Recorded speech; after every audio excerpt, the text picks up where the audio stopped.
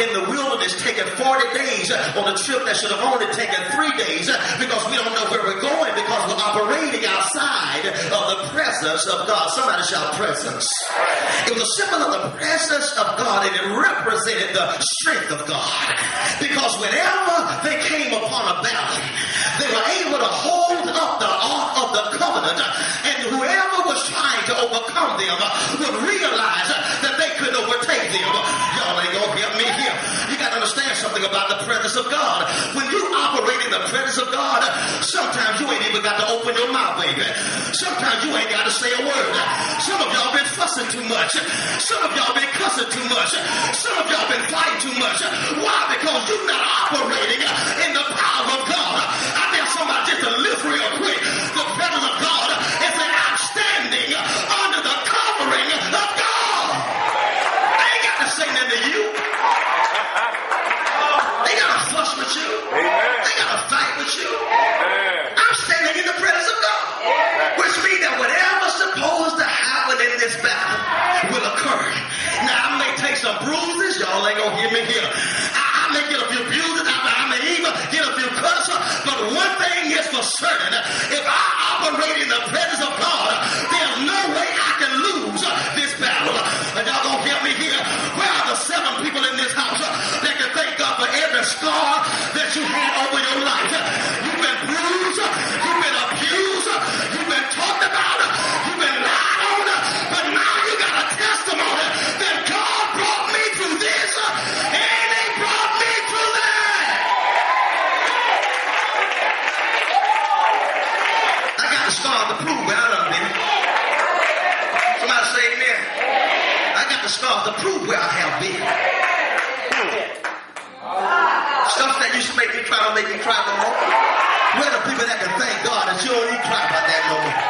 My God, I wish I was talking to a house. Can you just bless God that the stuff that used to make you worry, you don't even worry about that no more?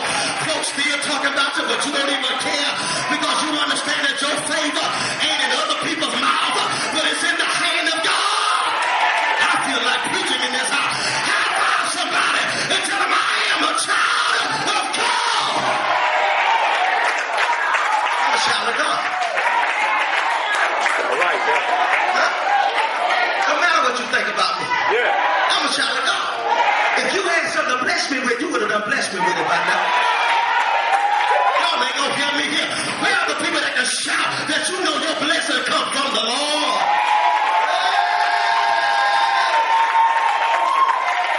My help comes from God. I know you think you helped me get here. I know tell somebody, I know you think you had something to do with it. And maybe you did play a little part. But if you never existed because God is my helper, I will still be right where I am.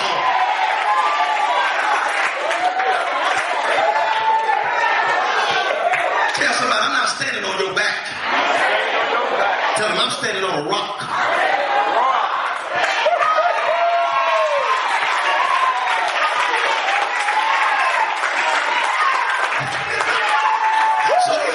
So if you ever walk from up under me and thought I was going to fall down because I'm standing on a rock, I'm not going to be moved.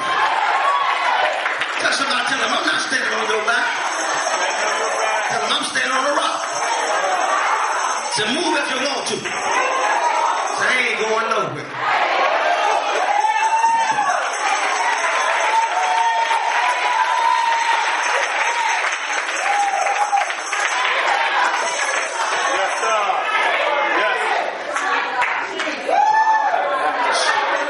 Let me close this one. Israel lost custody of the ark. Philistines took it. Went back to Philistine. Took it. So now Israel, the children of God, are operating outside the presence of God. The glory had been carried away. still a kingdom. They still had a king. Evidently the society was still functioning. And that goes to show you that listen, some of us have been operating outside of the glory for so long that even if we took the name of Jesus out of church, we would still come to church and do the same thing because we ain't been operating in glory no way. Somebody told you that Jesus never existed. You'll still come to church and buck and shout like everything's still all right. But the ark left. Take it. Go on.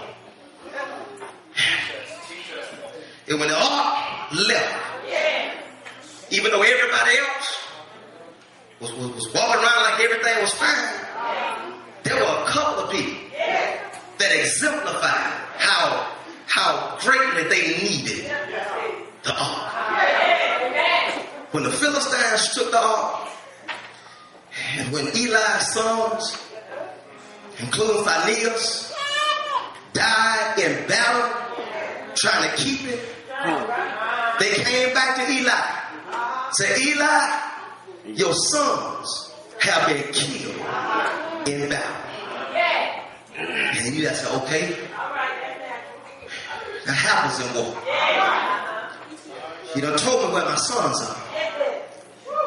Tell me where the ark is. They say, Eli, we hate to tell you this, but not only are your sons dead, but the Philistines have taken the ark. The Bible said when he heard that the ark was gone, the Bible said he immediately died.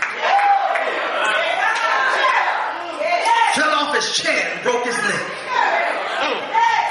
His daughter-in-law, who was married to his son Phinehas, in one of the most joyful occasions of her life, Janita, having a baby.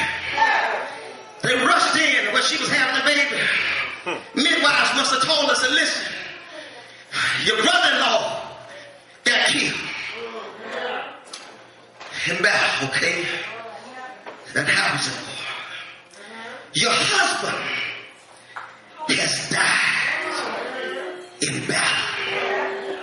I'm gonna hate that, but at least I'm carrying a baby boy that will carry on his legacy. That I'll be able to tell him one day, your daddy died for this country. But that ain't all, baby, because your father-in-law, the priest, he done died. Okay, but I still got a baby. I still gonna have them with me because I'm about to give birth, and I'm gonna be able to tell him about how great of a priest his granddaddy was. And then she said, where is the ark? They looked at her and said, baby, we hate to tell you, but the ark is gone. She said, if the ark is gone, I can live without my husband. I can live without my father-in-law. Y'all ain't gonna hear me here, but I cannot live without the presence of God. She called the baby Ichabod, meaning that the glory of God has left us. And then she shut her eyes and she went on to be with the Lord. Tell somebody and tell them, I can live without a house. Tell them I can live without a car. Tell them I can live without money. I can live without a husband. I can live without a wife. I can live without my children. But I cannot live. I can't go any further if I don't have the glory of God. Can't go no further if I don't have the glory of God. People of God, we put everything else in front of God's presence. Make up every excuse not to worship Him in spirit and in truth. Make every excuse not to serve Him. And let me stop your parenthetic to let you know, greater brother, I ain't gonna let you down no more. I'm gonna stop lying to you. I'm gonna stop lying to you about leaders. Stop lying to you about preachers. Stop lying to you about myself. Come on, somebody. It's time for us to get real with God. You know why it's time to get real? Even in the earthly realm. In the earthly realm. We do stuff to make sure the best come forward. Yeah. But in church, we allow to make you think it's the best. If you come to my mama's house for dinner, Yeah. she got a what they call it, that special thing you got to put the dishes in. What that is? Yeah, she got a china cabinet. Y'all ain't gonna like me after this, but so. Go ahead now. She got a china cabinet. And when people come to eat at her house, she don't give y'all the stuff that she let us eat out of because we family. We drink out of mason jars. That's how we roll at my mama's house. But if she brought you to the house, she ain't gonna let you drink out no mason jar. She gonna bring out the finest of china that she has out of her little china cabinet. But in the church, we put people up. Y'all ain't gonna hear me here. That ain't worthy to be called china. Y'all ain't hearing me here. If you ain't living right, you ain't got no business praying. You ain't got no business preaching. I ain't got no business doing. If I ain't living right, I need to sit down. Y'all ain't shouting yet. Give y'all a praise for a pastor who will tell you the truth. If I ain't living right, I need to sit my behind down somewhere. If you ain't living right, you need to sit your butt down too.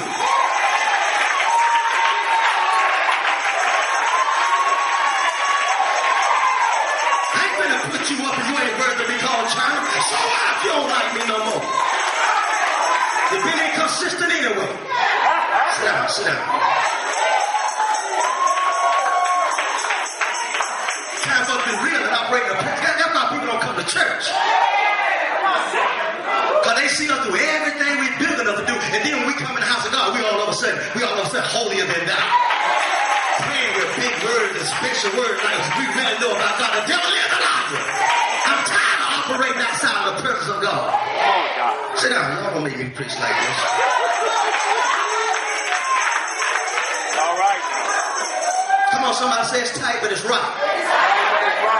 I'm calling you out. If you're a leader or you're a preacher, I will not put you up. Don't you think about praying. Don't you think about preaching if you don't get yourself together. You might have a headache, but baby, you comb your hair. You ain't got no brain tumor like the bishop's wife. Get yourself together. Come on, Bishop. Eli fell dead. Boy. His daughter-in-law fell dead. So call that boy Ichabod. Yeah. Ichabod, because the glory of God hath left us.